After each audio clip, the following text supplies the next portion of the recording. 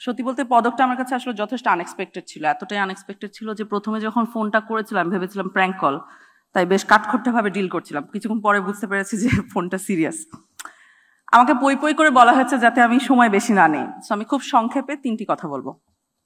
প্রথমটা হলো, আমি গুম কমিশনের সদস্য এবং আমাদের পজিশন হলো যে গুম বাংলাদেশে ফিরতে পারবে না, অনেক কিছুই হয়তো ফিরবে কিন্তু গুম ফিরতে পারবে না, এটা নন নেগোশিয়েবল। এবং আমি কিছু উদাহরণ দিয়ে বুঝাচ্ছি কেন এটা নন নেগোশিয়েবল। একজন বাবা তৎকালীন বিরোধী দলের, মানে আওয়ামী লীগ আমলে তৎকালীন বিরোধী দলের একজন কর্মী ছিলেন, উনি গুম হওয়ার ঠিক আগে 2 সপ্তাহ আগে ওনার বাচ্চা হয়, বাচ্চাটা প্রিম্যাচিওর ছিল এবং ভদ্রলোকের সাথে আমার কথা হয়েছে, প্রিম্যাচিওর বাচ্চাকে সাথে সাথে এনআইসিইউতে নেওয়া হয়। তো বাচ্চাকে কোলে নেওয়ার আগেই উনি গুম হন এবং আমাকে বলেছিলেন যে আয়নাঘরে ওনাকে একটা ছোট বোতল দেওয়া হয়েছিল, পানির বোতল।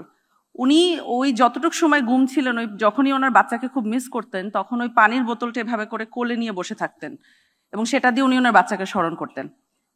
আরেকজন বাবা, গ্রামের সাধারণ কবিরাজ, আমার অফিসে এসেছিলেন, দুপুর হয়ে গেছিল, আমি ওনাকে বিফ খিচুড়ি লাঞ্চ হিসেবে অফার করেছিলাম, উনি খেতে কিছুতেই রাজি হননি। তখন আমি জিজ্ঞেস করেছি তুমি খাবেন না কেন?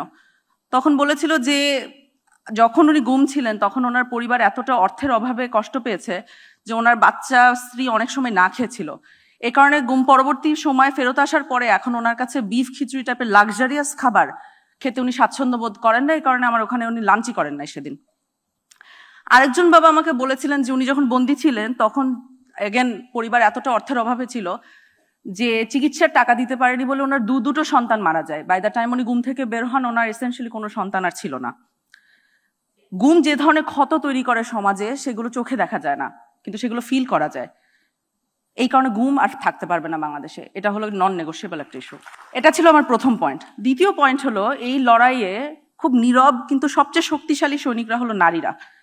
কারণ যখন কোনো ব্যক্তি গুম হয় তখন তার পক্ষ হয়ে লড়াইটা কে কন্টিনিউ করে, কে বাঁচিয়ে রাখে তার মেমোরি, কে তার বাচ্চাদেরকে আগলে ধরে রাখে, কে জিডি করে, কে কোর্ট কাচারিতে দৌড়াদৌড়ি করে, কে সংসারের হাল ধরে, সর্বক্ষেত্রে উত্তরটা হলো নারী। অতএব মায়ের ডাকের তুলিয়াপা বা ধরেন ব্যারিস্টার আরমানের স্ত্রী, ওনারা শুধু কিন্তু একক নাম না, ওনারা হলেন প্রতিরোধের প্রতীক এবং এই রেকগনিশনটা আমাদেরকে দিতে হবে। ইট ইজ ভেরি ট্রু যে নারীদের কালেকটিভ পুশব্যাক ছাড়া গুম বাংলাদেশে এরাডিকেশন সম্ভব না এবং নারীরা এই পুশব্যাকটা করেছে গত 16 বছরে আওয়ামী লীগ আমলে এবং সে কারণে হোপফুল ইনশাআল্লাহ আমরা গুমের এরাডিকেশন দেখতে পারবো। এটা হলো আমার দ্বিতীয় পয়েন্ট। তৃতীয় এবং সর্বশেষ পয়েন্ট আসলে কৃতজ্ঞতা প্রকাশ। কোনো ক্রমেই সম্ভব না যে এই পদকটি আমার একক অর্জন, এটি একটি সামষ্টিক অর্জন। গুম কমিশনের আমার সহযোদ্ধারা ওনারা দিন রাত কাজ করে যাচ্ছেন, এই স্বীকৃতি তো তাদের বটেই, তবে অলসো পাশাপাশি আইন শৃঙ্খলা রক্ষাকারী বাহিনী এবং নিরাপত্তা সংস্থার অনেক ব্যক্তি আমি জানি তারা খুব সাহসের সাথে জীবনের ঝুঁকি নিয়ে আমাদের পাশে দাঁড়িয়েছেন, ইনসাফের পাশে দাঁড়িয়েছেন। তাদের দেশপ্রেম এবং ত্যাগী মনোভাব আমাকে সত্যি চমৎকৃত করেছে এবং দেয়ারফর আমি তাদের কাছেও প্রচন্ড কৃতজ্ঞ এবং এই পদকটি তাদেরও অংশীদারিত্ব আছে। এই সাহসের ধারায় স্বাভাবিকভাবে আমার নিজের পরিবারও আছে, বিশেষ করে আমার আম্মু। তিনি বেঁচে থাকলে আজকে মনে হয় আমার থেকে বেশি খুশি হতেন এবং অলসো আই থিঙ্ক উনি এনশিওর করতেন this doesn't get to my head so that I remain quite grounded, এটা করতেন। I am very grateful to my whole family.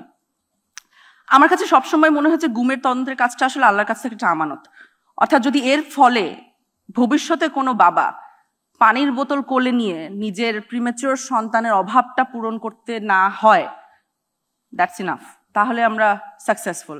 এবং এই ডেটারেন্সটা এস্টাবলিশ করা আমাদের সর্বসময়ের গোল এবং আশা করছি ইনশাআল্লাহ পারবো, বাংলাদেশ পারবে। আমি জানি প্রধান উপদেষ্টা এখানে নাই এবং উনি প্রশংসা শুনতে পছন্দ করেন না, সো কিন্তু যেহেতু উনি নাই অনেক কিছু করা যায় এখন, তাই না?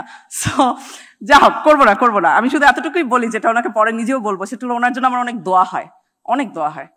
ধন্যবাদ।